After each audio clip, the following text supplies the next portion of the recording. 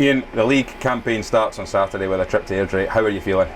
Yeah, looking forward to it. Like all the supporters will be, it's what we work for all pre-season, for the opening day really of the league. It's a tough league, we know that. There's no hiding away from it. That it's a league full of good teams.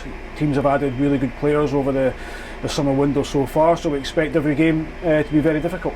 When you look back at last season, the highs and the lows that we went through, it's a long old slog, but how important is it to get off to the right start? Yeah, I think it can in some instances shape and define your season. Other times not. We only have to look to last season. We look, we went flying first couple of quarters, and Morton were really struggling, and they came with an incredible run that put them within touching distance at times of the playoff position, and we just fell short of being top of the pile. But there's no doubt we all have the same aspirations. We all want to, go into that or end that first game in particular with 3 points in the bag and move on to the next one. But like you said, it is a long, hard slog. There's going to be ups and downs along the way, like I kept emphasising last season. Football that's just the nature of the business we're in, and I don't see this season being any different.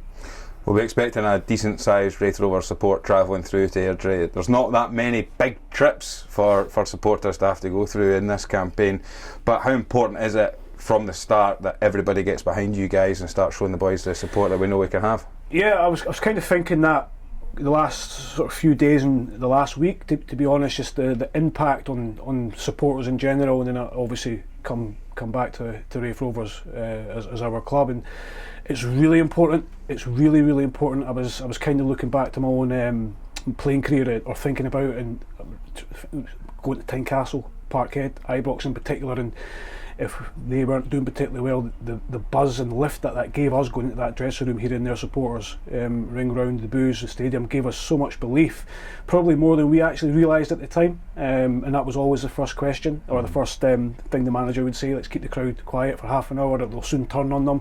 So supporters can play a huge part in success, and they shouldn't underestimate that in any way whatsoever in terms of the atmosphere, helping players through particularly poor times or poor performances, because there's going to be them.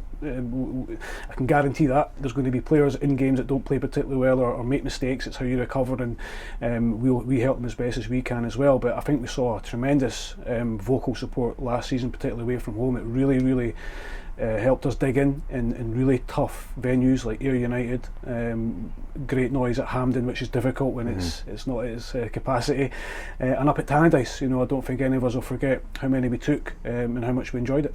When you think back over the last season, and you've mentioned some big moments there, it's a physical slog, but it's also a mental slog for yourself and the players. How do you guys have to prepare yourselves for that when you know it's literally just about to start?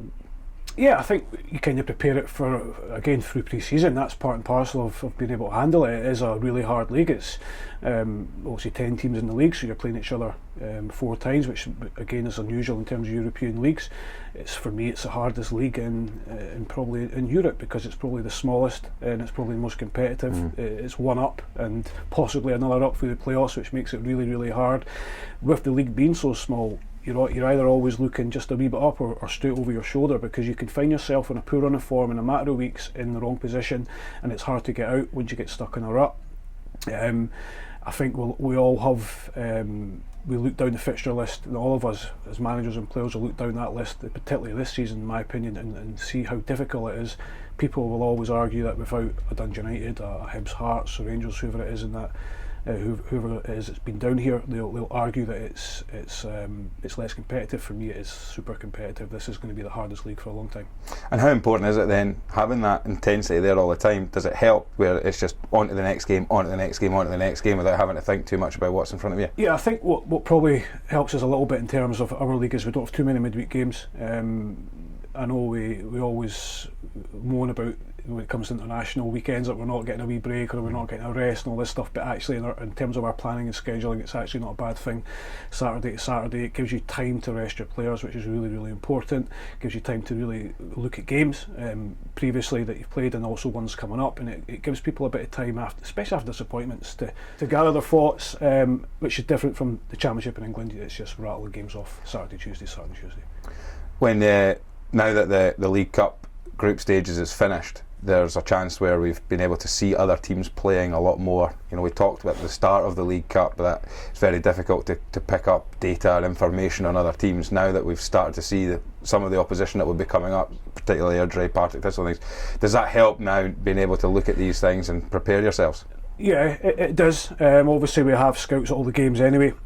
The footage is still a wee bit different because some clubs need to up their game a wee bit on that. It's not always done brilliantly, and the camera angles at some grounds aren't particularly great, so it's sometimes really difficult to get a feel for it. But we have got, you know, good footage of Airdrie. Like I said, they're a good side. They've got good movement. They have lost a lot of experienced players in the summer, but they've replaced them with good young players. I thought they had a fantastic season last season, coming up from the League One in their first season for a long time in the Championship. But I do also believe second season's sometimes tougher because teams kind of try and suss you out and work you out, and there's a wee bit more I wouldn't say expectation on you, but you gather a little bit of a reputation and a wee target on your back, so they have to go and handle that this season, as do we. So, you know, we have to get on with it, but the good side. Well, when you talk about targets on your back, you know, people will be looking at us and saying it's Raith Rovers, it's after how close we ran Dundee United and obviously in the playoffs as well. How do we cope with that? How do you guys deal with that? You just have to, because you finished second last season or third last season or fourth last season doesn't mean anything to me. People have heard the word expectancy go around a wee bit. Doesn't mean anything. You get nothing with expectancy. You have to go and work hard. You have to go and make sure you're doing your homework. You have to make sure your quality demands and standards stay high all the time. People that think that we're going to walk through this league without all those ingredients are completely wrong, because every other team in this league on their day, if they're at it and we're not, will beat us. Well, Ian, fingers crossed that we get off to the perfect start. I'm absolutely buzzing after that. Thanks very much. Cheers. Cheers.